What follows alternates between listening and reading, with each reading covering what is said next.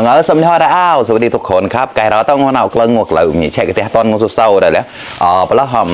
ฮับปานมานำตัวไรนะทับต้นทุเรียนอยู่ครับกินข้าวดึกหน่อยวันนี้แต่ก็พดตอนเย็นเหมือนเดิมครับมากินข้าวด้วยกันเลยครับวันนี้ก็คือแกงมันฝรั่งซี่โครงหมูครับนะแกงเผ็ดนะครับปลาเมียอลูก็จุดเกล้าแล้วจุดเก้าอะไรนะเฉยๆนะเนี่ยอลูอันนี้คือมันฝรั่งนะครับอร่อยนะแล้วก็อันนี้ก็คือ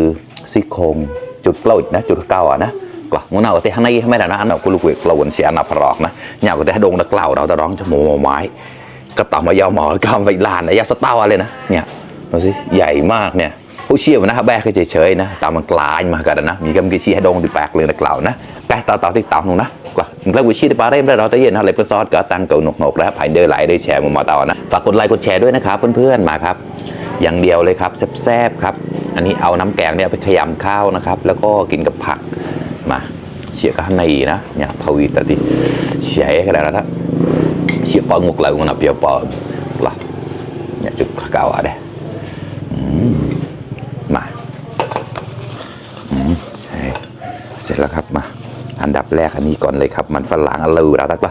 ขำโตโต้หมอกโตโต้ตั้งแล้วท่า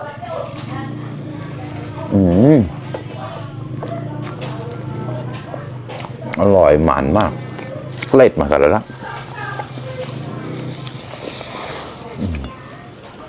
บาตัด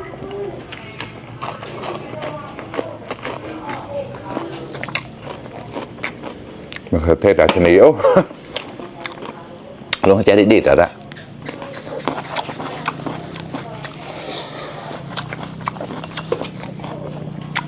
ซี่โครง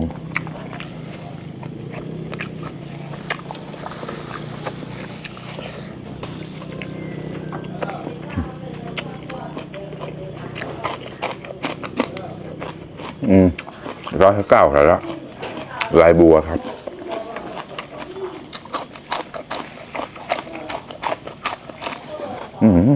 สดเลย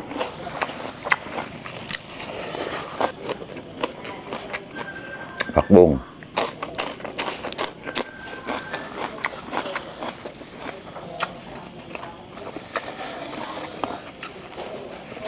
อร่อย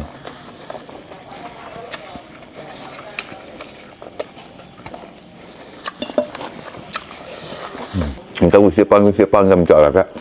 มากินข้าวด้วยกันนะครับมาครับ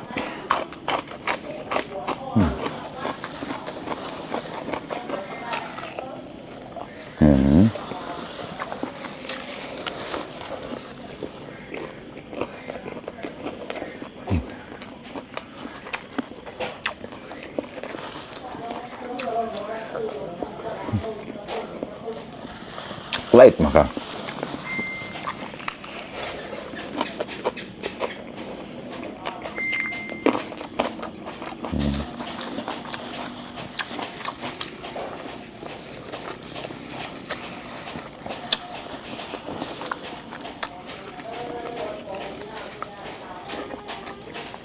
ตามจุดก็จะเป็นบ้าเสียงแล้วแต่เห็นนะเดี๋ยวจะเป็นบ้าจะหายลมในเส้นกระหาย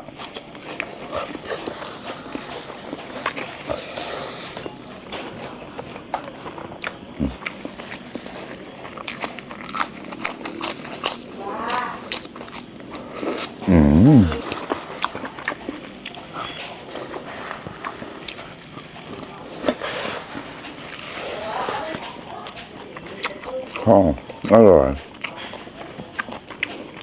เผ็ดนะเรามาแล้วแต่อร่อยมากน้ำแกงก็ดูสิเข้มข้นเลยครอบมาครับเด็กแขวแล้วเป็นเรา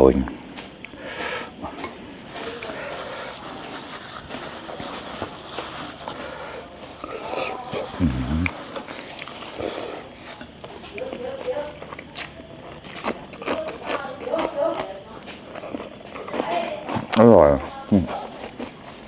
บาตัดครอบมาครับ